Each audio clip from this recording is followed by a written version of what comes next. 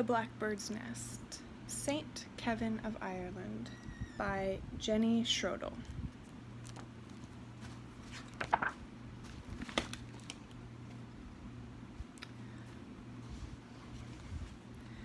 Early one morning, when all of Ireland slept beneath a quilt of wintry white, a baby boy was born. His mother traced his wrinkle of a mouth, his perfect eyelashes, and half-moon fingernails. She kissed his forehead, as warm and soft as bread dough. As she cradled her babe at the open door, her eyes widened with wonder. In the forest beyond, snowflakes coated the tree branches, but melted the moment they touched the earth encircling her home. She had never seen such a thing before.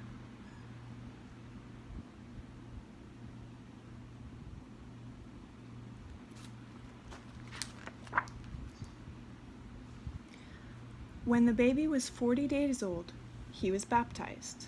As the priest lifted the infant from the water, he blessed him and said, "Beautiful child of God, you shall be called Kevin," meaning gentle one.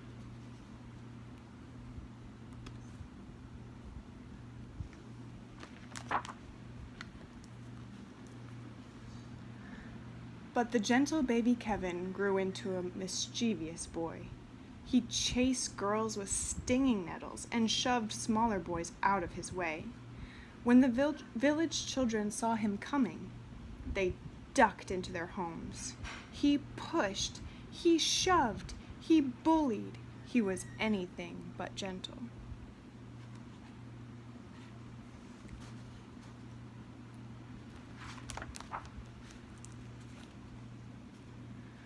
But with animals, Kevin was different. When they heard his footsteps in the woods, they waited. Deer stood still so he could pet them. Butterflies lit on his shoulders, and geese followed him home. Kevin befriended every animal he met.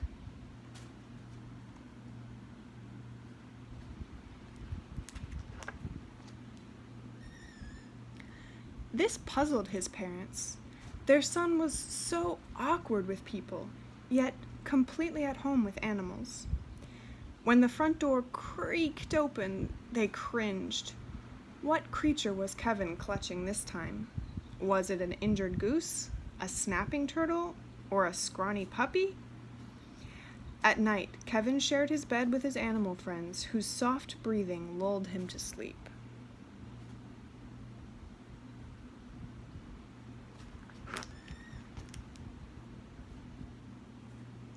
When he was 7, Kevin's parents sent him to live at a monastery where he could learn to read, write, and pray. As he knelt beside the monks in chapel, he felt he almost belonged there. But the monks struggled with unruly Kevin. He tripped over their feet when he rushed late into chapel. He pretended not to hear when they reminded him to scrub the hallway floors, and sometimes he even snuck into the kitchen and stole bread for the ducks.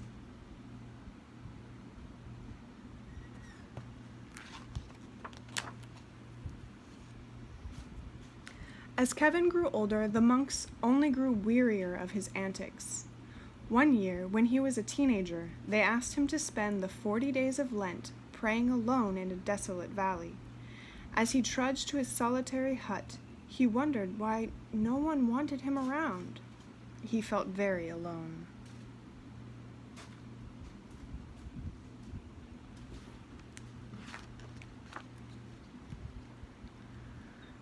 The next morning, while Kevin prayed with his arms outstretched through the window of his hut, he felt something drop into his hands. He opened his eyes. A blackbird perched on his open palm with a twig in her beak. She looked directly at Kevin as if to ask a question. Over the next few days, Kevin held out his arm as the blackbird wove a nest of stalks, moss, and twigs in his hand. Kevin cradled the nest even as the blackbird laid her eggs. "Lord, have mercy," he whispered.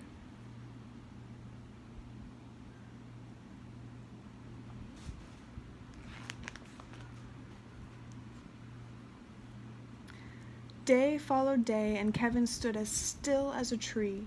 He ate the berries the blackbird fed him and drank the dew on his lips. He did not even scratch his nose, although he desperately wanted to. His knees were stiff, his outstretched arm was growing weak, and his fingers were turning blue. "Lord have mercy," he whispered.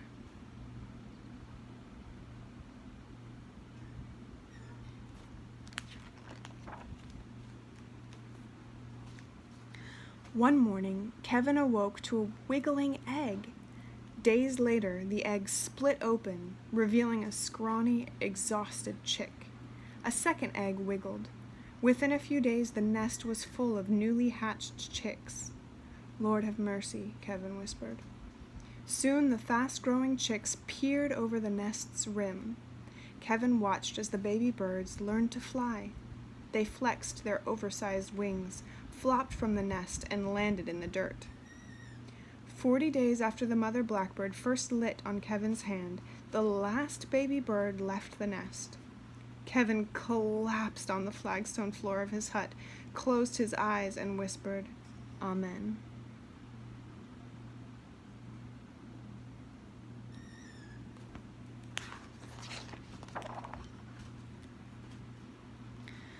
Kevin slept for hours. When he awoke, his body ached. Suddenly, the words from his baptism came to him. "Beautiful child of God, you shall be called Kevin," meaning gentle one. He knew that it was time to let people, not just animals, into his heart.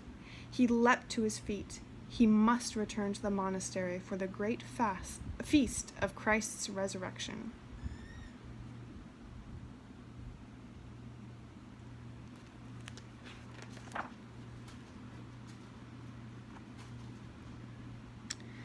Kevin arrived just in time.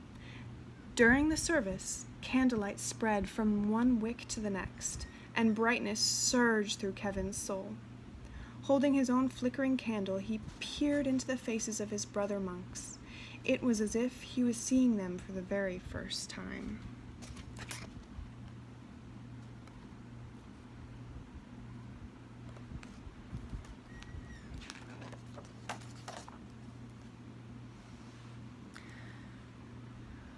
Kevin never forgot the spring the blackbirds hatched in his hand. One day he returned to the valley where he spent that long-ago Lent and founded a new monastery. Kevin lived to be 120 years old and took his last breath encircled by his beloved fellow monks. He was buried near the monastery church. For more than 1,000 years, pilgrims have flocked there to pray, but years of wind, rain, snow, and sunshine have worn the words off the gravestones, and nobody is quite sure where his body lies.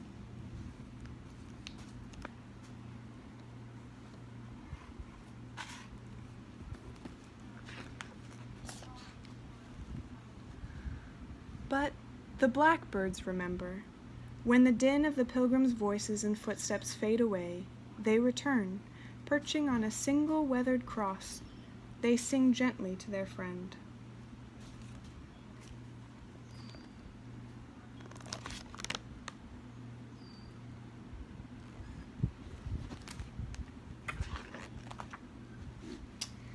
The end. But here's an historical note.